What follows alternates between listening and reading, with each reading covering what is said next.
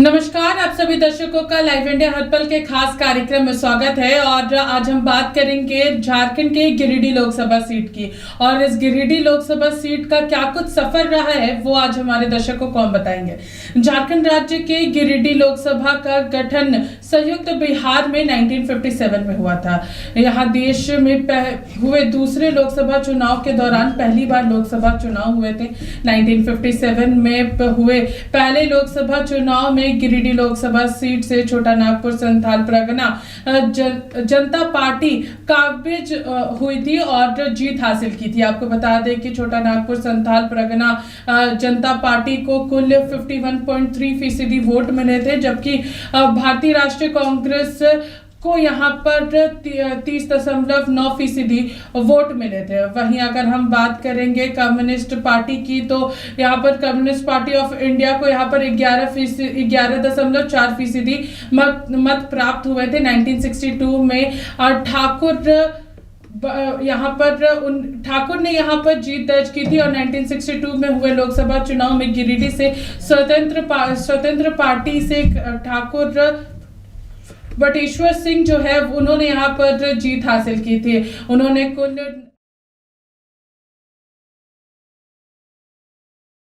कांग्रेस को यहाँ पर 36.4% वोट प्राप्त हुए थे। 1967 में लोकसभा चुनाव में कांग्रेस ने अपने उम्मीदवार को बदला और अब्दुल अहमद को यहाँ पर अपना उम्मीदवार बनाया। 1967 के लोकसभा चुनाव में भारतीय राष्ट्रीय कांग्रेस को कुल 33% वोट मिले थे, जबकि निर्दलीय प्रत्याशी MS को यहाँ पर 31.2 और भारतीय जनसंघ को यहाँ पर 17.8% मत मिले थे। वहीं 1971 के लोकसभा चुनाव के बारे में बात करेंगे तो भारतीय राष्ट्रीय कांग्रेस को यहाँ पर जो उनके प्रत्याशी थे भट्टाचार्य, उनको यहाँ पर उम्मीदवार बनाया गया और इस बार भारतीय राष्ट्रीय कांग्रेस को 37.8% वोट मिले थे। जबकि यहाँ पर अगर बात करेंगे नेशनल कांग्रेस की, तो इंडियन नेशनल कांग्रेस ओ को यहाँ पर 34.8% वोट मिले थे। वहीं अगर कम्युनिस्ट पार्टी ऑफ इंडिया की बात करेंगे तो 17.8% मत मिले थे। 1977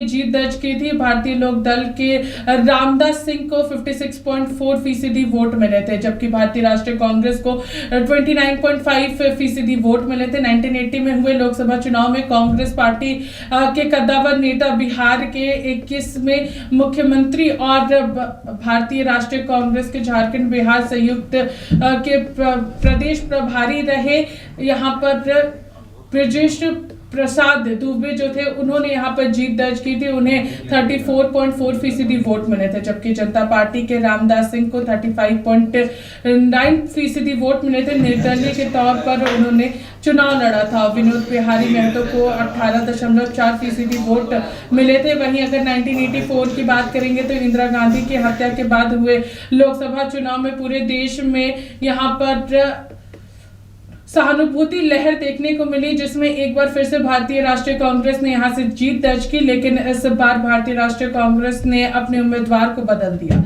आपको बता दें कि विंदेश्वरी प्रसाद दुबे को यहाँ पर इसकी जगह पर सरफराज अहमद को पार्टी ने टिकट दिया। सरफराज को यहाँ से कुल 51.8% मत मिले थे, जबकि निर्दलीय उम्मीदवार विनोद बिहारी महतो को 18.8% वोट मिले थे। भारतीय जनता पार्टी के यहाँ पर रामदास सिंह को 17.4% मत मिले थे। वहीं 1989 में हुए लोकसभा चुनाव में गिरिडीह लोकसभा क्षेत्र से भारतीय जनता पार्टी ने जीत दर्ज की थी। भारतीय जनता पार्टी के रामदास सिंह को 35.2% मत मिले थे। वहीं निर्दलीय तौर पर चुनाव लड़ रहे विनोद बिहारी महतो को यहाँ पर 31.5% वोट प्राप्त हुए थे, जबकि भारतीय राष्ट्रीय कांग्रेस के सरफराज अहमद को 26.9% वोट मिले थे। 1991 के लोकसभा चुनाव में विनोद बिहारी महतो झारखंड मुक्ति मोर्चा से चुनाव लड़े थे।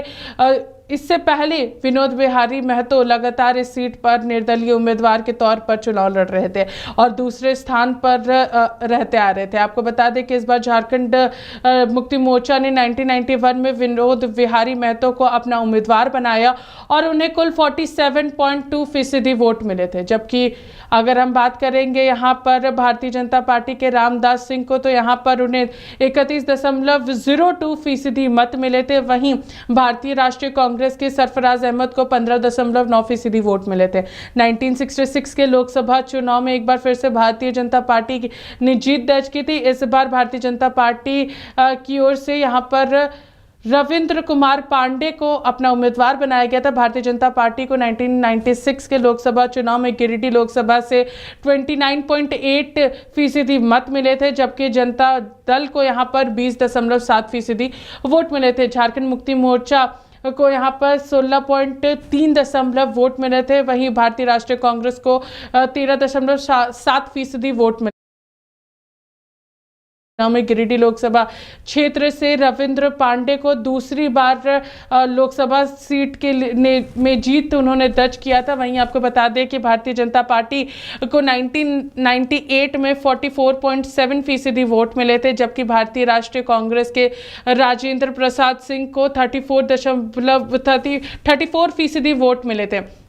वहीं आपको बता दें कि 1999 में भी हुए लोकसभा चुनाव जो उपचुनाव हुए थे, उसमें भारतीय जनता पार्टी ने इस सीट पर जीत दर्ज की थी। भारतीय जनता पार्टी को 1999 में कुल 46% मत मिले थे, जबकि भारतीय राष्ट्रीय कांग्रेस को 42.3% वोट मिले थे। वहीं झारखंड बंटवारे के बाद पहली बार 2004 में लोकसभा चुनाव के दौरान गिरिडीह के लोकसभा सीट पर भारतीय जनता पार्टी के हाथ से निकल गई थी। इस बार इससे पहले अगर बात करेंगे, इससे पहले लगातार 3 बार इस सीट पर भाजपा ने कब्जा जमाया था, लेकिन 2004 के लोकसभा चुनाव में इस सीट पर झारखंड मुक्ति मोर्चा के टिकल राम जो है, उन्होंने यहाँ पर टिकल लाल ने यहाँ पर जीत दर्ज की थी। आपको बता दें उन्होंने इस सीट पर 49% मत उन्हें मिले थे, जबकि भारतीय जनता पार्टी के रविंद्र कुमार पांडे को 28.5% वोट मिले थे। जनता दल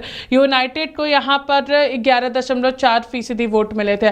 2009 में हुए लोकसभा चुनाव के बाद अगर बात करेंगे, 2009 में लोकसभा के बाद एक बार फिर से भारतीय जनता पार्टी ने गिरिडीह सीट पर अपना कब्जा जमाया और रविंद्र कुमार पांडे भारतीय जनता पार्टी के एक बार फिर से इस सीट पर विजय हासिल किया। आपको बता दें कि रविंद्र कुमार पांडे को 37.7% मत मिले थे, जबकि झारखंड मुक्ति मोर्चा को 24% वोट मिले थे। झारखंड विकास मोर्चा को फीसदी वोट मिले थे। बता दें कि 2014 के लोकसभा चुनाव में इस सीट पर रविंद्र कुमार पांडे भारतीय जनता पार्टी से फिर से विजयी हुए थे और इस बार रविंद्र कुमार पांडे को कुल 40.4% वोट मिले थे, जबकि झारखंड मुक्ति मोर्चा के जगन्नाथ महतो को 36.02% मत मिले थे। झारखंड विकास मोर्चा की ओर से यहाँ पर उन्हें 5.9% वोट प्राप्त हुए थे, जबकि आजसू की अगर बात करेंगे तो आजसू को यहाँ पर 5.7% वोट मिले थे। 2019 में हुए लोकसभा चुनाव की बात करेंगे तो 2019 में हुए लोकसभा चुनाव में गिरिडीह सीट पर भारतीय जनता पार्टी और जो झारखंड यहाँ पर बात करेंगे आजसू के बीच में सीट का समझौता हुआ था, जिसके तहत इस सीट पर आजसू ने यहाँ पर जीत हासिल की थी और आजसू की ओर से चंद्र प्रकाश चौधरी ने गिरिडीह लोकसभा सीट पर जीत दर्ज की थी। उन्हें कुल 58.6% मत मिले थे, जबकि झारखंड मुक्ति मोर्चा के जगन्नाथ महतो को 36.1% वोट मिले थे। 2024 की अगर बात करेंगे तो 2024 को लेकर के पूरी तैयारियां जो है वो राजनीतिक दलों के बीच हो चुकी है और बीजेपी और आजसू के बीच में एक बार फिर से समन्वय बन गया है और गिरिडीह सीट पर आजसू की ओर से एक बार फिर से चंद्र प्रकाश चौधरी को मौका दिया जा रहा है। तो एनडीए के बीच सीटों का बंटवारा हो चुका है। बीजेपी ने जहां यहाँ पर माफ करिएगा, बता दें कि 13 सीटों पर अपना उम्मीदवार उतार दिया है, तो वहीं आजसू की ओर से आजसू को एक सीट मिली है जो कि गिरिडीह है। इस पूरे मामले पर हमारे साथ बातचीत करने के लिए हमारी सहयोगी रेखा मौजूद है। हम सीधे उनका रुख करते हैं और उनसे जानने की कोशिश करेंगे। रेखा, हमने आज गिरिडीह लोकसभा सीट का सफरनामा जो है वो हमारे दर्शकों को बताया, क्या कुछ कहिएगा? यहाँ पर लगातार बीजेपी का कब्जा रहा है और उसके बाद फिर 2019 की बात करेंगे तो 2019 में चंद्र प्रकाश चौधरी ने इस सीट पर अपना कब्जा जो है वो बनाने का प्रयास किया है, क्या कुछ कहिएगा रेखा? बिल्कुल पूजा, अगर हम गिरिडीह सीट की बात करें तो गिरिडीह लोकसभा सीट जो है वो एक ऐसी सीट है जो एनडीए गठबंधन के तहत आजसू के खाते में गई है। ये एक सीट है जिस पर 2019 में एनडीए ने अपना उम्मीदवार उतारा था चंद्र प्रकाश चौधरी को, और एक बार फिर से 2024 के लिए आजसू पार्टी ने चंद्र प्रकाश चौधरी को ही इस सीट से उतारा है। तो पहले अगर हम इस सीट की बात करें तो 2014 और उससे पहले कई मौकों पर ऐसा जो आपने अभी सफरनामा फिलहाल गिरिडीह का दिखाया है पूजा, हमने देखा कि कई बार इस सीट पर बीजेपी का कब्जा रहा है, यानी कि ये सीट जो है वो बीजेपी की थी, लेकिन जब गठबंधन के तहत ये सीट आजसू के खाते में गई तो भाजपा ने इसका विरोध किया था, लेकिन गठबंधन धर्म का पालन करते हुए बीजेपी ने आजसू को ये सीट दी थी। और जो रविंद्र पांडे वहां से 7 बार जीते हुए सांसद थे पूजा, आप सोचिए कि उन्हें हटा करके 2019 में बीजेपी ने ये सीट आजसू को दी और फिर चंद्र प्रकाश चौधरी ने इस सीट पर दर्ज की, यानी कि बीजेपी ने एक बड़ा त्याग यहाँ पर किया था। चूंकि 7 बार से अगर हम रविंद्र पांडे की बात करें तो वो इस सीट से सांसद रहे हैं और बीजेपी को उन्होंने लगातार जीत दिलाई है। और यही रविंद्र कुमार पांडे जो हैं, जिनको लेकर के फिलहाल खबरें ये आ रही है कि वो धनबाद से चुनाव लड़ सकते हैं कांग्रेस के टिकट पर। हालांकि इसको लेकर अलग अलग समीकरण भी बन रहे हैं, सरयू राय के चुनाव लड़ने की भी खबरें सामने आ रही है धनबाद से, लेकिन हम फिलहाल आज बात सिर्फ गिरिडीह की ही करेंगे। तो गिरिडीह में फिलहाल आजसू ने चंद्र प्रकाश चौधरी को यहाँ मैदान में उतारा है और अब तक महागठबंधन ने इस सीट पर अपने उम्मीदवारों का ऐलान नहीं किया है। लेकिन सबसे महत्वपूर्ण जयराम रमेश जो कि झारखंड की राजनीति में कई दिनों से काफी एक्टिव नजर आ रहे हैं पूजा, और उनकी एक्टिवनेस इस कदर है कि जनता का प्यार उन्हें बेशुमार मिल रहा है। आपने देखा होगा कि 1932 खतियान को लेकर के, झारखंडियों की पहचान को लेकर लगातार वो आवाज उठाते रहे हैं, चाहे वो झारखंड की भाषा की बात हो या 1932 खतियान की बात हो, लगातार जयराम रमेश जो है वो मुखर होकर के बोलते आए हैं। ऐसे में गिरिडीह से खुद जयराम रमेश जो है वो चुनावी मैदान में है, यानी कि सीधा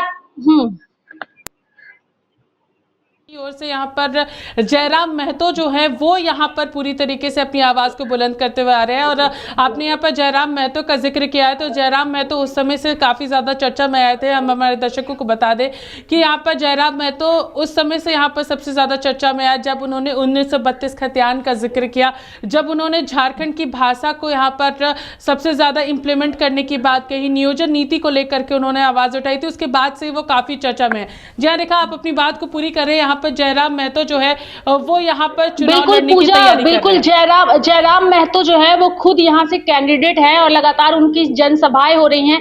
आपने सुना होगा कि जब भी जयराम महतो जनता के बीच होते हैं वो मुखर होकर के अपनी बातों को रखते हैं। ऐसा कहा जा रहा था कि विधानसभा चुनाव जो है वो जयराम महतो लड़ेंगे, लेकिन उन्होंने लोकसभा चुनाव में ही अपनी किस्मत को आजमाने के लिए वो उतर चुके हैं और चुनावी मैदान में है, लगातार जनसभाएं कर रहे हैं, 1932 खतियान का जिक्र कर रहे हैं। और उनका कहना यही है कि अगर वो जीत करके संसद में जाते हैं तो उनकी आवाज जो है वो संसद तक वो उठाएंगे, सिर्फ और सिर्फ झारखंडियों की पहचान और इनकी 1932 खतियान को लेकर के, चाहे वो भाषा की बात हो या फिर नौकरियों की बात हो, झारखंडियों की पहचान को वो केंद्र की सत्ता तक पहुंचाने का काम करेंगे। और संसद के अंदर जब वो गरजेंगे तो उसकी आवाज जो है वो पूरी इस संसद में गूंजेगी और झारखंडियों को न्याय मिलेगा और उन्हें उनकी पहचान मिलेगी। और वहीं अगर हम आजसू पार्टी की बात करें तो चंद्र प्रकाश चौधरी ने साफ तौर पे यही स्पष्ट कहा है कि जयराम महतो से उन्हें कोई फर्क नहीं पड़ने वाला है, इस बार भी जो है वो उनकी जीत होगी, वो उनके दावे किए जा रहे हैं।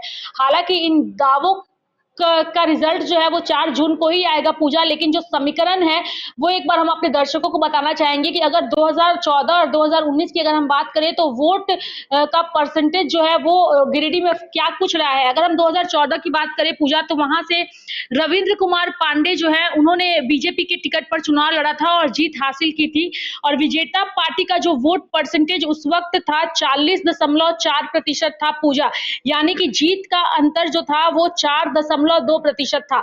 वहीं अगर 2019 की बात करें तो 2019 में आजसू के खाते में वो सीट गई थी और एनडीए के उम्मीदवार जो चंद्रप्रकाश चौधरी थे, उनका जो विजेता पार्टी का वोट परसेंटेज था वो 58.6% था, यानी कि जीत का अंतर जो था पूजा वो 22.5% था। तो हम कह सकते हैं कि जो ये चुनाव था वो काफी दिलचस्प था और इस चुनाव में जीत का अंतर और वोट परसेंटेज जो है वो काफी मायने रखता है। अब क्या इस वोट परसेंटेज को चंद्रप्रकाश चौधरी 2024 में भी कायम रखते हैं या नहीं रखते हैं, ये जो है वो काफी दिलचस्प होगा। और अगर जयराम रमेश को महागठबंधन के नेताओं का साथ मिल जाता है, यानी कि अगर महागठबंधन यहाँ से अपने उम्मीदवार नहीं उतारती है, तो आप समझ सकती हैं कि महागठबंधन का भी समर्थन यहाँ पे आजसू माफ करिएगा जयराम महतो को मिलेगा। चूंकि जयराम महतो जो है वो झारखंडियों की आवाज को अक्सर उठाते रहे हैं। उन्होंने कई बार दिवंगत शिक्षा मंत्री की अगर हम बात करें तो उनका भी वो कई बार जिक्र कर चुके हैं, जगन्नाथ महतो की, और यही कहते आए हैं कि उन्हीं के बताए रास्तों पर और उनके सिद्धांतों को वो मानते हैं। चूंकि जगन्नाथ महतो को भी पूजा हमने सुना था कि वो अक्सर ही 1932 खतियान का जिक्र करते थे, झारखंडियों की पहचान का जिक्र करते थे। जिस वक्त हेमंत सोरेन ने झारखंड विधानसभा के सदन में 1932 खतियान को लेकर के अपना पक्ष रख दिया था कि अगर हम इसे लागू करते भी हैं तो कोर्ट इसे नजरअंदाज कर देगा, उतनी बड़ी बात बोलने के बावजूद जगन्नाथ महतो जो थे वो अपनी बात पर अडिग थे और उन्होंने कहा था कि हमारी ही सरकार जो है वो 1932 को लेकर के आंदोलन भी करेगी और इसे लाएगी भी, और वही हुआ भी। पूजा आपने देखा कि किस तरीके से 1932 को लेकर के हेमंत सोरेन ने फिर से सदन के अंदर पलटी मारी थी और अपनी बातों को रखा था। तो ऐसे में जब से जयराम महतो ने आवाज जो उठाई है झारखंडियों को लेकर वो काफी बुलंद रहे हैं, तो चंद्रप्रकाश चौधरी को कड़ी टक्कर यहाँ पे देंगे। हालांकि नरेंद्र मोदी जो है वो खुद चंद्रप्रकाश चौधरी के समर्थन में यहाँ पर जनता के बीच आएंगे, वोट अपील करेंगे और आजसू के प्रत्याशी को जिताने की अपील करेंगे। आजसू के प्रत्याशी की बात कर रहे हैं चंद्रप्रकाश चौधरी की, तो यहाँ पर एक सबसे बड़ा सवाल ये भी उठता है कि क्या जयराम महतो यानी कि जेबीकेएसएस के जो प्रत्याशी हैं जयराम महतो, जो जिस तरीके से वो सभा कर रहे हैं और उन्हें जिस तरीके से युवाओं का समर्थन मिलता है, क्या वो इस मॉब को वोट में तब्दील कर पाएंगे? क्योंकि भले ही लोग संख्या जरूर जुटा लेते हैं भाषण के वक्त, चाहे मन साझा करना और सभी के समय में लोग इसे बढ़ा तो लेते हैं, लेकिन इसे वोट में तब्दील करना काफी बड़ा सवाल है यहाँ पर। क्या जयराम है तो उस मॉब को अपने वोट में तब्दील कर पाएंगे? देखिए पूजा, ये आपने एक अच्छा सवाल किया है और इसको पुख्ता कोई नहीं कर सकता है, लेकिन हाँ 4 जून के वो नतीजे जरूर बताएंगे कि आपने आज जो सवाल किया है वो सवाल जो है वो उस दिन पता चलेगा कि उसके रिजल्ट क्या हुए हैं। लेकिन यहाँ पे मैं दर्शकों को ये ध्यान जरूर पूजा आपके सवाल से आकृष्ट कराना चाहूंगी कि जब भी जयराम महतो बोलते हैं तो आप उन्हें सुनिएगा। वो जिन जिन मुद्दों का जिक्र करते हैं और जिन बातों को उठाते हैं वो सिर्फ इसी तरीके से मंच पर आकर के अपनी बातों को नहीं रखते, बल्कि उसके पीछे उनका एक लंबा स्टडी है, यानी कि उन्होंने पूरी तरीके से पढ़ा है, चीजों को पढ़ा है, समझा है और उसके बाद उन्होंने अपनी बातों को रखा है। कई बार हमने देखा है पूजा की मीडिया ने जब उनसे कुछ सवाल किए हैं 1932 को लेकर के, तो जिस तरीके से उन्होंने उनकी बातों को कॉन्ट्रडिक्ट करके अपनी बातों को रखा है वो बताता है कि बिना ज्ञान के जयराम महतो जो है वो मैदान में नहीं आए हैं। पुख्ता ज्ञान, पुख्ता जानकारी के साथ ही वो भाषण भी देते हैं और उनके भाषण का एक एक लाइन बताता है कि वो चीजों को पुख्ता तरीके से और स्पष्ट तरीके से और जरूरी चीजें जो है वो जनता के सामने रखते हैं। तो कई बार ऐसे लोगों को सुनना भी लोगों को अच्छा लगता है। चंद्रप्रकाश चौधरी पूजा सांसद है, मुझे लगता है कि आपको भी याद नहीं होगा कि आपने सदन में कितनी बार चंद्रप्रकाश चौधरी की आवाज को सुना होगा। अगर झारखंड के 14 सांसदों में अगर हम देखें तो सबसे ज्यादा मुखर होकर के अगर किसी सांसद की आवाज आपने भी सदन में सुनी होगी तो मुझे लगता है निशिकांत दुबे के अलावा और कोई ऐसे सांसद नहीं है। और चंद्रप्रकाश चौधरी जो है वो बीजेपी की छत्र छाया और मोदी लहर का फायदा भले उन्हें मिल जाता है और वो जीत हासिल कर लेते हैं, लेकिन 2024 उनके लिए आसान नहीं होगा, क्योंकि 2024 में जनता जो है उसने भी अपनी आंखें खोल रखी है, झारखंडियों ने अपनी आंखें खोल रखी है। और जिस तरीके से पूरे देश में इस वक्त ईडी की कार्यशैली पर सवाल उठ रहे हैं, उसके बाद लोगों का झुकाव जो है वो विपक्ष की तरफ नजर आ रहा है, क्योंकि एक पूर्व मुख्यमंत्री और एक मुख्यमंत्री फिलहाल जेल के अंदर हैं और उनकी पत्नियां जो है वो जिस तरीके से कमान संभाल रही हैं। तो ऐसे में चंद्रप्रकाश चौधरी, जिन्हें आज तक आपने नहीं सुना होगा सदन के अंदर कि वो गिरिडीह की किसी ज्वलंत मुद्दों पर पर उन्होंने अपनी आवाज उठाई होगी और उसमें उन्हें न्याय मिला होगा। क्योंकि हमने तो नहीं सुना पूजा, निशिकांत दुबे जिस तरीके से अपनी बातों को रखते हैं, या फिर संजय सेठ को भी हमने कई मौकों पर देखा कि सदन के अंदर उनकी गूंज सुनाई देती है। तो ऐसे में जयराम महतो के सामने चंद्रप्रकाश चौधरी जो है वो काफी धूमिल नजर आ रहे हैं और आजसू के पास फिलहाल चंद्रप्रकाश चौधरी के अलावा और कोई विकल्प नहीं है। चूंकि सुदेश महतो जो है वो सिल्ली से वो चुनाव लड़ते हैं और उनकी पार्टी में और कोई बड़ा चेहरा नहीं है। तो ऐसे में मोदी लहर के मुताबिक अगर चंद्रप्रकाश चौधरी इस बार भी अपनी नैया पार करते हैं तो उनके लिए ये एक बड़ी उपलब्धि होगी। लेकिन मुझे नहीं लगता पूजा कि चंद्रप्रकाश चौधरी के लिए इतना आसान होगा 2024 का ये लोकसभा चुनाव, चूंकि खुद जयराम महतो जो है वो चुनावी मैदान में है और अगर यहाँ की सत्ता पक्ष के नेता जयराम महतो को अपना समर्थन दे देते हैं और वहां से अपने कैंडिडेट्स नहीं उतारते हैं तो जयराम महतो के लिए जीत का रास्ता और भी काफी आसान हो सकता है। क्योंकि जब युवा मैदान में होते हैं तो युवाओं को सुनना युवाओं को काफी पसंद आता है। आपने तेजस्वी यादव को भी देखा होगा। तेजस्वी यादव बिहार में भले उनकी पार्टी सत्ता में नहीं है लेकिन बिहार की सबसे बड़ी पार्टी है तेजस्वी यादव और सिर्फ अपने दम पर तेजस्वी यादव ने जो है वो अपनी पार्टी को उस मुकाम पर पहुंचाया है। भले उनके पीछे लालू प्रसाद यादव का टैग लगा हो। तो जयराम महतो अभी लग रहा होगा पूजा कि उनकी रैलियों में या उनके जनसभा में लोगों की भीड़ इकट्ठा हो रही है, लेकिन ये भीड़ वोट में तब्दील नहीं होगी। लेकिन यही भीड़ अगर वोट में तब्दील होती है तो आप समझ सकती है कि जीत का रास्ता कितना आसान होगा। और जब युवा बोलते हैं और युवा गरजते हैं तो वो फैक्ट्स के आधार पर गरजते हैं। वो बस प्रोपेगेंडा लेकर के मंच पर नहीं जाते और नेताओं की तरफ प्रोपेगेंडा नहीं करते। क्योंकि युवा उस दर्द से गुजरते हैं। जयराम महतो जो है उस दर्द से गुजरे हैं, चाहे वो परीक्षा में धांधली का मुद्दा हो, चाहे फिर रोजगार ना मिलने का मुद्दा हो, या फिर अपने आसपास के लोगों को बेरोजगारी का दंड झेलते हुए देखने का मुद्दा हो। जयराम महतो जब बोलते हैं तो लोग ना केवल उन्हें सुनते हैं बल्कि उन्हें सुनना पसंद भी करते हैं और एक ऐसा ही नेता चाहते हैं जो उनकी समस्याओं को लेकर के आवाज बुलंद करे। तो चंद्रप्रकाश चौधरी के सामने जयराम महतो को फिलहाल अगर हम देखें तो उनका कद काफी बड़ा है। भले चंद्रप्रकाश चौधरी सांसद है, नरेंद्र मोदी की पार्टी का उन्हें समर्थन प्राप्त है, मोदी लहर में नैया भी पार कर ले, लेकिन जयराम महतो को भले यहाँ पे अगर 2024 में हार भी मिल जाए लेकिन उन्हें सफलता जरूर मिलेगी। क्योंकि जिस तरीके से वो अपने राजनीतिक करियर को आगे बढ़ा रहे हैं, युवाओं को साथ लेके चल रहे हैं। आपने देखा होगा कि जब भी जयराम महतो चलते हैं उनके साथ में युवाओं की टोली चलती है और हर एक युवा को वो अपने साथ आगे बढ़ाने की कोशिश करते हैं। और युवा जब बोलते हैं पूजा तो आपने देखा होगा कि वो बदलाव की ही बात करते हैं। नेता मंच पर आते हैं, प्रोपेगेंडा करते हैं और उस प्रोपेगेंडा में जनता को फंसाने की कोशिश करते हैं।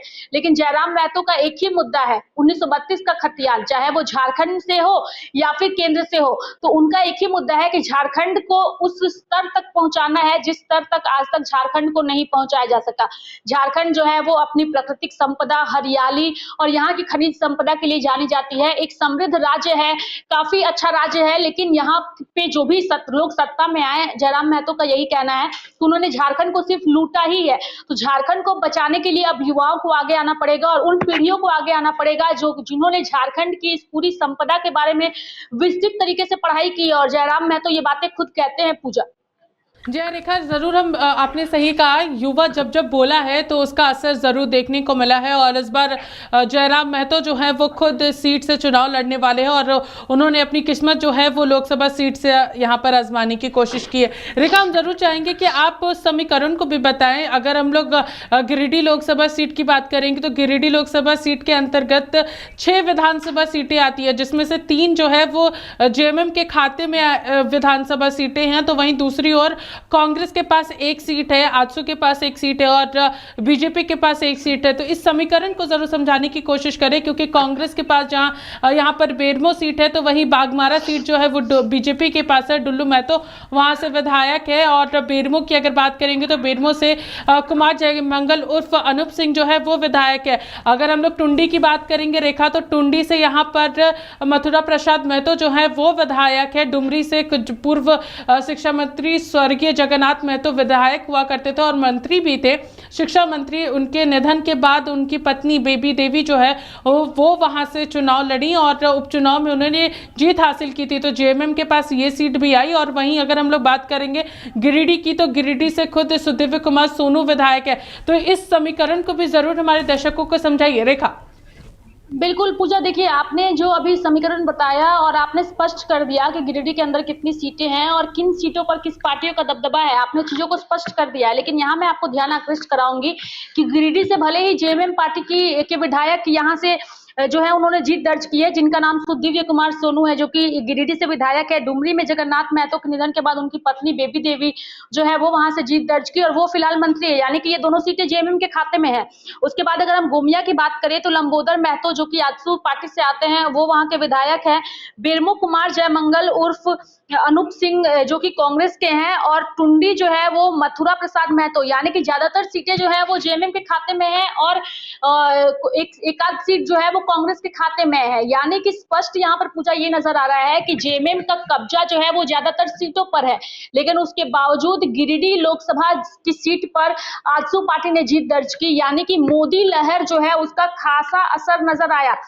पूजा, सबसे पहले तो दर्शकों को भी ये समझने की जरूरत है कि जो लोकसभा का चुनाव होता है और जो विधानसभा का चुनाव होता है उस पर जो वोट डाले जाते हैं दोनों के आधार काफी अलग होते हैं, और आधार अलग होते हैं पूजा तभी इस तरीके के नतीजे आते हैं। आप सोचिए कि ज्यादातर सीटों पर जेएमएम पार्टी का कब्जा है, यानी कि गिरिडीह के अंदर आने वाली विधानसभा की सीटों पर जेएमएम का कब्जा है, लेकिन सांसद जो है वो एनडीए के हैं। यानी कि जो केंद्र में जब वोटिंग होती है, जब देश के लिए वोटिंग होती है तो उसका आधार अलग होता है, यानी देश में हमें कौन सा पीएम चाहिए उसके आधार पर राज्यों में वोट डाले जाते हैं। और जब विधानसभा के चुनाव होते हैं तो कौन मुख्यमंत्री चाहिए उन पार्टियों को वोट डाले जाते हैं। तो वोटिंग का जो तरीका होता है वो विधानसभा और लोकसभा में काफी अलग हो जाता है। भले ही ज्यादातर सीटों पर जेएमएम और कांग्रेस का कब्जा हो गिरिडीह के अंतर्गत आने वाली विधानसभा सीटों पर, लेकिन केंद्र की मोदी सरकार को देख करके ही और मोदी लहर में ही चंद्र प्रकाश चौधरी को जो है वो 2019 में सीट पर जीत दर्ज हुई थी पूजा। और ऐसे में अब उम्मीद ये भी जताई जा रही है कि आने वाले लोकसभा चुनाव में जो है, यानी कि 2024 का चुनाव जो है वो इतना आसान उनके लिए नहीं होगा, क्योंकि खुद जयराम महतो उनके सामने खड़े हैं और जयराम महतो जिस तरीके से दावे कर रहे हैं और जिस तरीके से उनकी जनसभाओं में भीड़ नजर आ रही है पूजा, ये कहना थोड़ा सा जल्दबाजी हो जाएगा कि इस बार झारखंड की 13 सीटें, यानी बीजेपी तो 14 कह रही है लेकिन 13 फिलहाल उनके खाते में है, लेकिन इस बार 13 सीटों पर भी जीत दर्ज कराना बीजेपी के लिए थोड़ा जरूर यहाँ मुश्किल होगा पूजा, क्योंकि झारखंड में जिस तरीके से नजारा जो है वो नजर आ रहा है और एक जो तस्वीर केंद्र सरकार के लिए बनाई गई है ईडी को लेकर के, उसके बाद नरेंद्र मोदी सरकार भले ये सोचे कि इन दो चेहरों को, यानी कि अरविंद केजरीवाल और हेमंत सोरेन को चुनावी प्रचार से अलग रख दिया जाए तो उन्हें इसका फायदा मिलेगा, लेकिन इसका नुकसान भी मिल सकता है, क्योंकि दो महिलाएं जो है वो आगे आ चुकी हैं और वो दोनों महिलाएं जब मंच बढ़ा करके बोलती हैं तो उनके आंसू नहीं रुकते हैं, लेकिन जब उनकी दहाड़ निकलती है तो उस दहाड़ को सुन करके हर कोई वहां पर जो है वो काफी गम के माहौल में चला जाता है और सभी जो है वो अपनी पीड़ा उनके साथ व्यक्त करते हैं।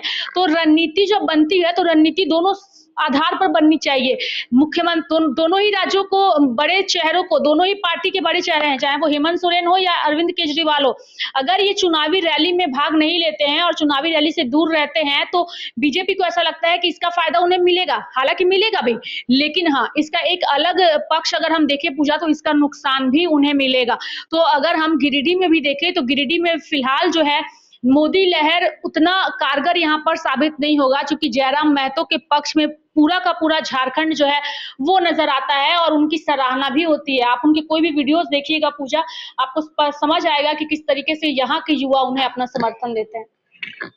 जरूर जयराम महतो को यहाँ पर पूरा समर्थन मिल रहा है और युवा जो हैं वो इस बार पूरी तरीके से जयराम महतो के साथ है। तो समीकरण में जरूर यहाँ पर देखा जाए तो जेएमएम के पास सबसे ज़्यादा विधानसभा सीटें हैं, लेकिन जब यहाँ से खुद जयराम महतो यहाँ पर चुनाव लड़ रहे थे तो ये पूरी तस्वीर हम लोगों को देखने को मिलती है कि युवा उनके साथ है। जगन्नाथ महतो ने भी इस लोकसभा सीट से चुनाव लड़ा है, लेकिन उन्हें भी हार का सामना करना पड़ा है। तो ये सभी चीज़ें जो है वो हम लोगों को देखने को मिली है। बहुत बहुत धन्यवाद रेखा हमारे साथ जुड़ने के लिए और तमाम जानकारियां देने के लिए। और जिस तरीके से एक बार फिर से यहाँ पर चंद्र प्रकाश चौधरी के ऊपर आजसू ने भरोसा जताया और उस दौरान 2019 के चुनाव में उन्हें 58.6% वोट मिले थे, उसके बाद से ही ये सारी चर्चा चल रही थी। अब जगन्नाथ महतो, जयराम महतो और साथ ही साथ चंद्र प्रकाश चौधरी के बीच जब ये पूरी चीज़ें हम लोगों को देखने को मिलेगी तो 4 जून को सभी चीज़ें स्पष्ट होगी। क्या जयराम महतो इस पूरे मॉब को अपने वोट में तब्दील कर पाते हैं या नहीं। फिलहाल इस खास कार्यक्रम में हमारे साथ इतना ही। देखते रहिए लाइव इंडिया हर्पल। नमस्कार।